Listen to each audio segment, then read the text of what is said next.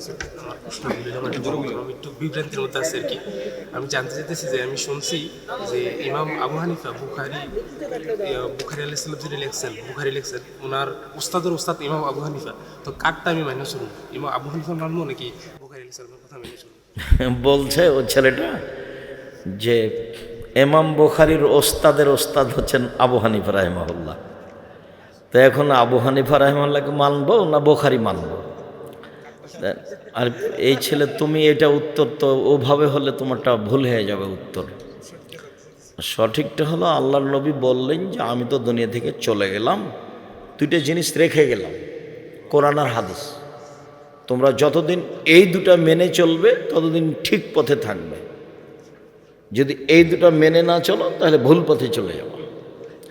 এখন তুমি বলতে পারো যে দুনিয়াতে তাহলে তো কোরআন মানতে হবে আর হাদিস মানতে হবে, এখন আর ইমাম বুখারী নয়।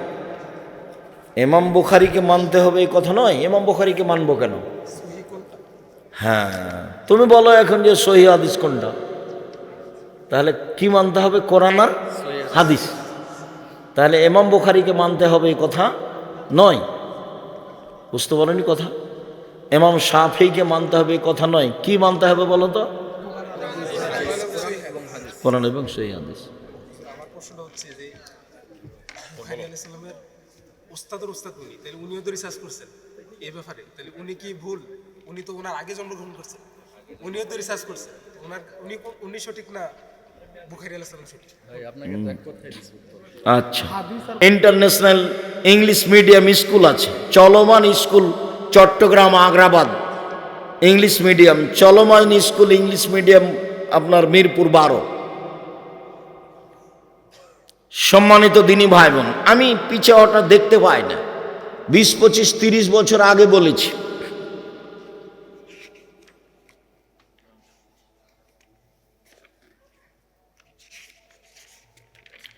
মানুষের বানানো দোয়া 25, 30 বছর আগে বলেছি।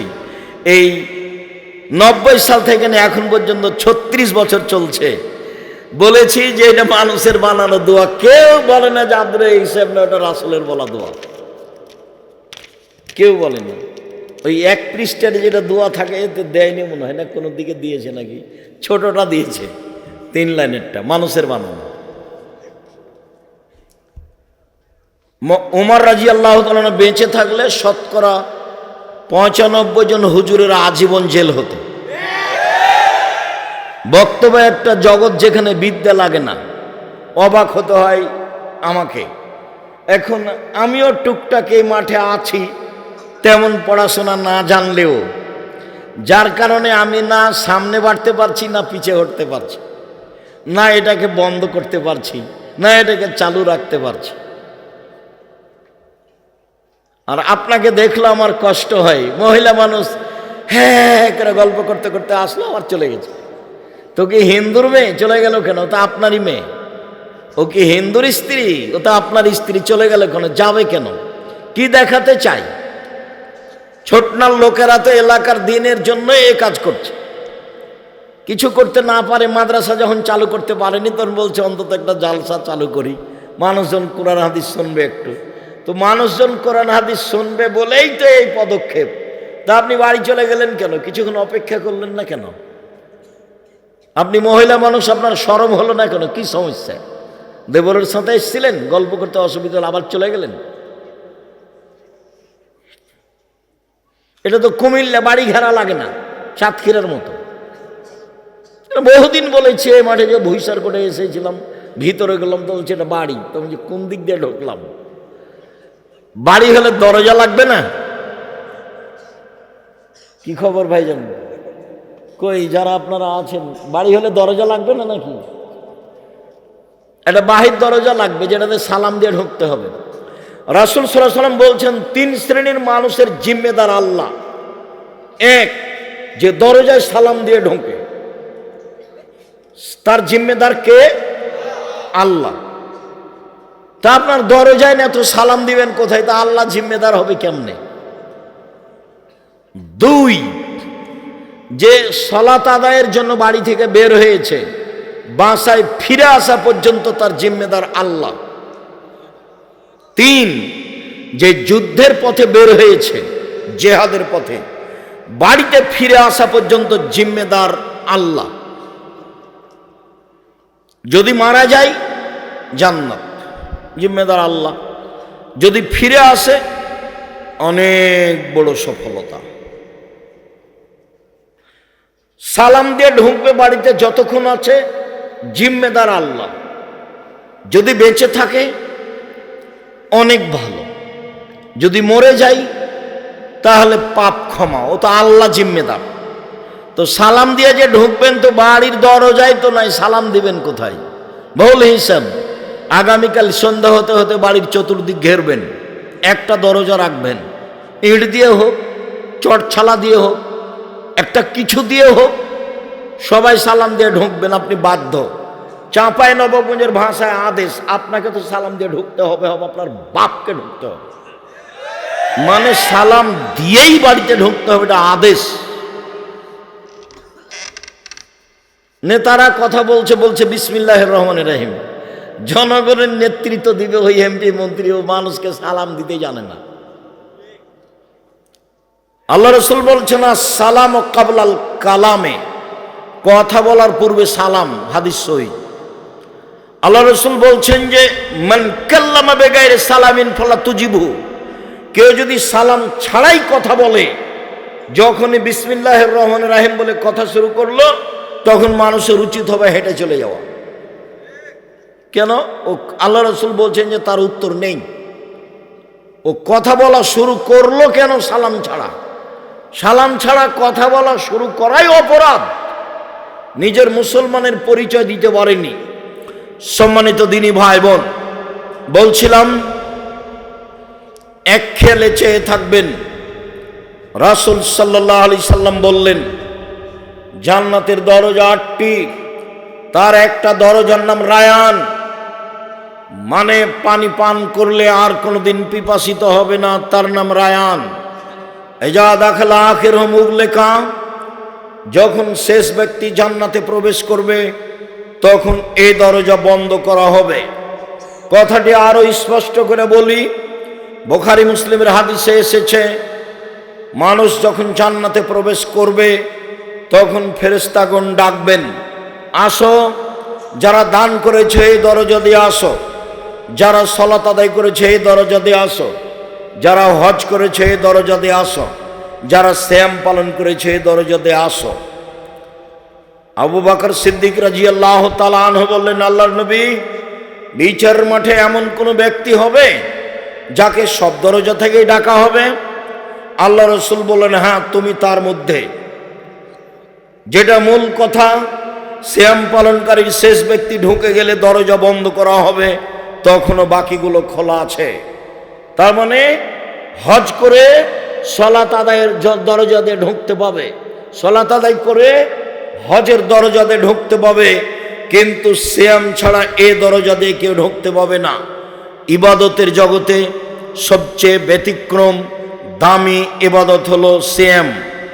সম্মানিত দিনী ভাই বোন, উমামা বাহিলী রাদিয়াল্লাহু তাআলা আনহু বলেন, রাসূল সাল্লাল্লাহু আলাইহি ওয়াসাল্লামকে তিনি বললেন, মুরনি বিআমালিন, আল্লাহর নবী আমাকে একটা আমলের কথা বলেন যাতে আমি জান্নাতে চলে যাব। আল্লাহ রাসূল বললেন, আলাইকা বিসম ফাইনাহু লা মিসলা লাহু, উমামা, তুমি সিয়াম পালন করো। ইবাদতের জগতে সিয়ামের মতো কোনো ইবাদত নেই। এটা হলো সিয়াম আর এটা হলো সালাত। কেউ যদি বলে সালাত সিয়ামের মতো তাহলে ভুল হবে। এটা হলো সিয়াম, এটা হলো হজ। কেউ যদি বলে হজ সিয়ামের মতো তাহলে ভুল হবে। রাসূল সাল্লাল্লাহু আলাইহি সাল্লাম বললেন, ইবাদতের জগতে সিয়ামের মতো কোনো ইবাদত নেই। এই ছেলে, অপেক্ষা করো, কিছুক্ষণ অপেক্ষা করো, ধৈর্যের পরিচয় দাও। কি করবা? ধৈর্যের পরিচয় দাও, কিছুক্ষণ অপেক্ষা করো। উমামা বাহিলী রাদিয়াল্লাহু তাআলা আনহু বলেন, আমি আল্লাহর নবীকে বললাম, আল্লাহর নবী একটা আমলের কথা বলেন। যাতে আমি জান্নাতে চলে যাব। রাসূল সাল্লাল্লাহু আলাইহি সাল্লাম বললেন, ও মামা, আলাইকা বিসসাম ফাইন্নাহু লা ইদরা লাহু, তুমি সিয়াম পালন করো। ইবাদতের জগতে সিয়ামের সমপর্যায়ের কোনো ইবাদত নেই। তাহলে হজ সিয়ামের সমপর্যায়ের নয়, তাহলে যাকাত সিয়ামের সমপর্যায়ের নয়, দান খায়রাত সিয়ামের সমপর্যায়ের নয়। এমন কোনো ইবাদত নেই যেটা সিয়ামের সমপর্যায়ের হতে পারে। অতএব ইবাদতের জগতে সবচেয়ে দামি ইবাদত হলো সিয়াম। আব্দুল্লাহ ইবনে উমর বলেন, রাসূল সাল্লাল্লাহু আলাইহি সাল্লাম বলেছেন, কোরআন এবং সিয়াম বিচারের মাঠে মানুষের পক্ষে কথা বলবে। মনে রাখা ভালো হবে, চারটে জিনিস বিচারের মাঠে মানুষের পক্ষে কথা বলবে। এক, আঙ্গুল, যে আঙ্গুলে তাসবিহ গণনা করা হবে, যার কারণে ভুলেও কোনো দিন তাসবিহ দানায় তাসবিহ গণনা করবেন না। তাসবিহ দানায় তাসবিহ গণনা করা বিদআত। তাসবিহ দানায় তাসবিহ গণনা করলে আঙ্গুল বিচারের মাঠে কথা বলবে না। কোনো মুরব্বী যদি বলেন, আব্দুর রাজ্জাক সাহেব, আমি বয়স্ক মানুষ, আঙ্গুলে তাসবিহ গণনা করলে ভুল হয়, ঠিক আছে, আপনার মরা পর্যন্ত যদি একদিনও ঠিক না হয় তবুও নেকি পাবেন। কেন? এটাই রাসূলের পদ্ধতি। আঙ্গুলেই তাসবিহ গণনা করবেন, বিচারের মাঠে আঙ্গুল কথা বলবে। দুই, কালো পাথর হাজরে আসওয়াদ, যদি টাকা বৈধ হয়, বৈধ টাকা দিয়ে হজ করেন, তাহলে কালো পাথর বিচারের মাঠে কথা বলবে। তিন, কোরআন বিচারের মাঠে আপনার পক্ষে কথা বলবে, বিশেষভাবে সূরা বাকারা, বিশেষভাবে সূরা আলে ইমরান, বিশেষভাবে সূরা মুলক। সূরা মুলক, চার শ্রেণীর মানুষের কবরের শাস্তি হবে না। চার শ্রেণীর মানুষের কবরের শাস্তি নেই। এক, নিয়মিত রাতে সূরা মুলক পড়ে যে। দুই, পেট ব্যথায় মারা যায় যে। তিন, জুমার দিন মারা যায় যে। চার, শহীদ হয় যে। দেখি সিরিয়াল দেন তো দেখি, যাদের কবরের শাস্তি হবে না। এক, সূরা মুলক রাতে পড়ে যে 30 আয়াত। দুই, পেটের ব্যথায় মারা যায় যে। তিন, জুমার দিন মারা যায় যে, বৃহস্পতিবারের দিন যে সূর্য ডুবে গেছে, অর্থাৎ আজকে যে সূর্য ডুবেছে তখন থেকে নিয়ে সূর্য ওঠা পর্যন্ত, এবং না গত বৃহস্পতিবার, আজ সারাদিন চলছে, আজকে সূর্য যখন ডুবেছে তখন বন্ধ হয়ে গেছে। সারাদিন সারা রাত জুমার অন্তর্ভুক্ত। যেমনই জুমার দিন সূর্য ডুবে গেছে তেমন শেষ হয়ে গেছে। চালু হয়েছিল কখন বলেন তো? বৃহস্পতিবার দিন যে রাতে চালু হয়েছিল, সারা রাত থেকেছে, জুমার দিন সারা দিন থেকেছে। এই সময়ে মারা গেলে তার কবরের শাস্তি হবে না, এই কথা মুহাম্মদ সাল্লাল্লাহু আলাইহি সাল্লাম বলেছেন। চার, শহীদ হয় যে, তার কবরের শাস্তি হবে না। একটু বাড়ির দিকে যাবেন আর বলতে থাকবেন, আরো 2-3টা কথা আছে, বাড়ির দিকে যাবেন আর বলতে থাকবেন। মোবাইলের অবস্থা দেখবেন না, মোবাইল আপনার ক্ষতি করেছে, আরো করবে, তার প্রতীক্ষমান হয়ে আছে। সম্মানিত দিনী ভাই বোন, বলছিলাম সিয়াম বিচারের মাঠে কথা বলবে। সিয়াম বলবে প্রতিপালক, রব্বি মানাতহু তাওমা শাহওয়াতা ফাসাফিনি ফিহে, লোকটাকে আমি দিনে খেতে দিনি, মন মতো চলতে দিনি। লোকটাকে আমি দিনে খেতে দিনি, মন মতো চলতে দিনি। তুমি আমার কথা শোনো, একে জান্নাতে দাও। সিয়াম কথা বলবে, তখন আল্লাহ বলবেন ঠিক আছে দিলাম। আবু হুরায়রা রাদিয়াল্লাহু তাআলা আনহু বলেন, রাসূল সাল্লাল্লাহু আলাইহি সাল্লাম বলেছেন, কুল্লু আমাল ইবনে আদম ইজাফুল হাসানাতু বিআশরি আমসালিহা ইলা 700 যায়ফ। আদম সন্তানের সব নেকি 10 লেখা হয়, বাড়তে বাড়তে 700, আরো আরো আরো। কাল আল্লাহ তাআলা, আল্লাহ তাআলা বলেন, পৃথিবীর মানুষ শুনে রেখো, ইল্লা সাওমা, তবে সিয়াম, ফাইন্নাহু লি, সিয়াম আমার জন্য, ওয়ানা আজিজি বিহি, সিয়ামের প্রতিদান আমি দিব, ওয়ালা আজলি ইয়াদা শাহওয়াতুহু তামাহু, আমার কারণেই তো সে দুইটা জিনিস ছেড়ে দিয়েছে। এক, দিনে খায়নি। দুই, প্রবৃত্তি মেনে চলেনি। প্রবৃত্তি কাকে বলে? দাড়ি প্রত্যেক দিন চাঁচে যে সে প্রবৃত্তিকে মেনে চলে, দেখি মানে কিনা, কাল থেকে আর দাড়ি ছাঁটবে না, তখন বুঝবো যে ও আর প্রবৃত্তিকে মানে না। হট, প্রবৃত্তি কি জিনিস? ওর 5 পয়সা দাম দিনে, দাড়ি যেভাবে আছে সেভাবেই থাকবে। টাকনোর নিচে প্যান্ট পরবে না, যদি আছে বা যায় তাহলে বুঝতে হবে ও প্রবৃত্তিকে মেনে চলে।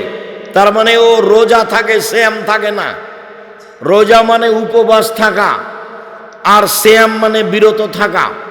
মিথ্যা কথায় ব্যবসা করে যে, দাগাবাজি করে যে, জুয়াচুরি করে যে, চাঁদাবাজি করে যে, মানুষকে জেল হাজতে দেয় যে, বদনাম করে যে, গীবাত করে যে, মানুষকে অপমান খাটো করে যে, সে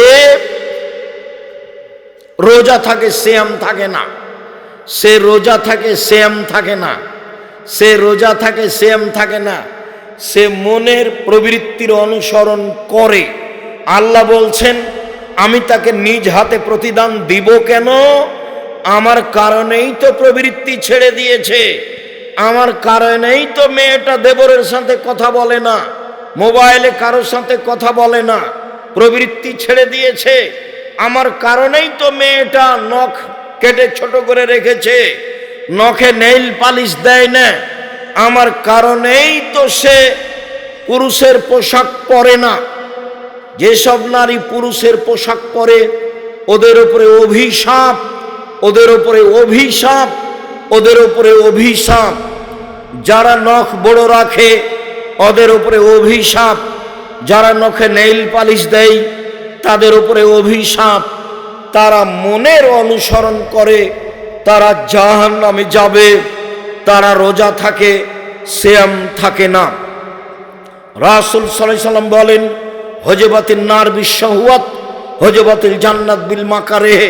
পানি দিয়ে জাহান্নামকে ঘেরা আছে মনের ইচ্ছা দিয়ে, জাহান্নামকে ঘেরা আছে প্রবৃত্তি দিয়ে, আর জান্নাতকে ঘেরা আছে নিয়ম নীতি দিয়ে। জান্নাতকে ঘেরা আছে ত্যাগ, তিতিক্ষা, কষ্ট, ক্লেশ, অনেক কিছু দিয়ে জান্নাতকে ঘেরা আছে। সম্মানিত দিনী ভাই বোন, আল্লাহ তাআলা বলেন, আমি তাকে নিজ হাতে প্রতিদান দিব, এই জন্য যে আমার কারণেই খাদ্য ছেড়ে দিয়েছে, আমার কারণে প্রবৃত্তি ছেড়ে দিয়েছে।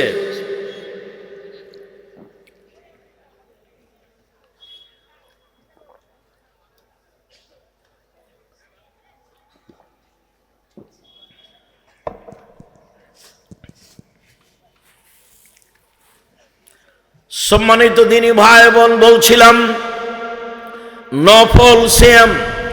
আব্দুল্লাহ ইবনে আব্বাস রাদিয়াল্লাহু তাআলা আনহু বলেন, আল্লাহর নবী মদিনায় আসলেন, দেখলেন ইহুদিরা মুহররমের 10 তারিখে সিয়াম থাকে। আল্লাহর নবী বললেন, মদিনার ইহুদি, তোমরা 10 তারিখে সিয়াম থাকো কেন? মদিনার ইহুদিরা বলল, হাজা ইয়াউমুন আজিম, এইটা হচ্ছে বড় দিন।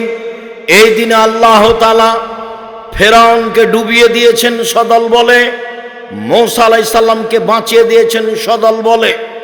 তাই মূসা শুকরিয়া হিসাবে সিয়াম থেকেছিলেন।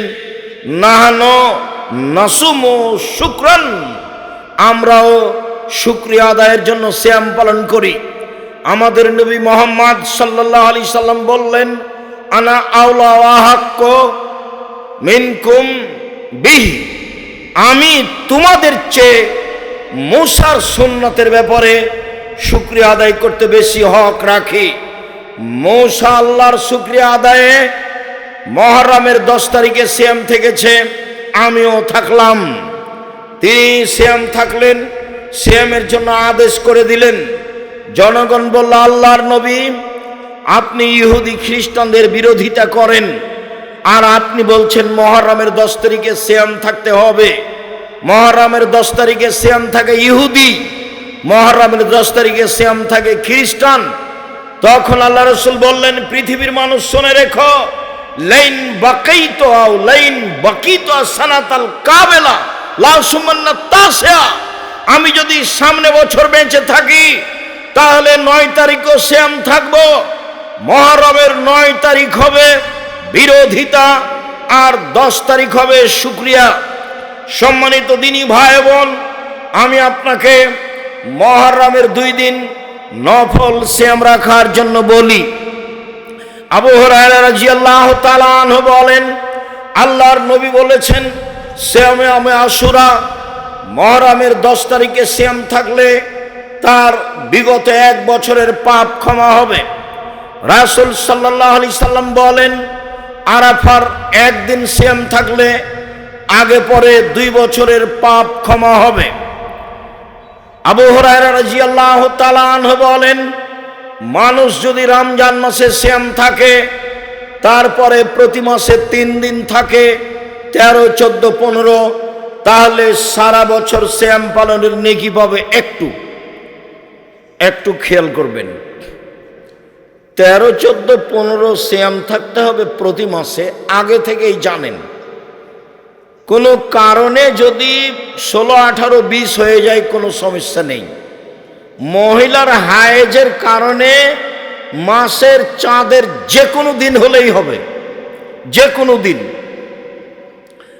কোনো দিন হলেই হবে। হাদিস বুখারী মুসলিম।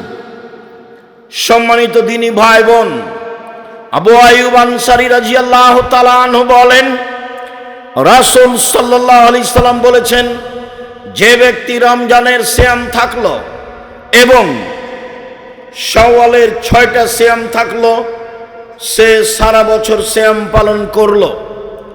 আবু হুরায়রা রাদিয়াল্লাহু তাআলা আনহু বলেন, রাসূল সাল্লাল্লাহু আলাইহি সাল্লাম বৃহস্পতিবার, সোমবার সিয়াম থাকতেন।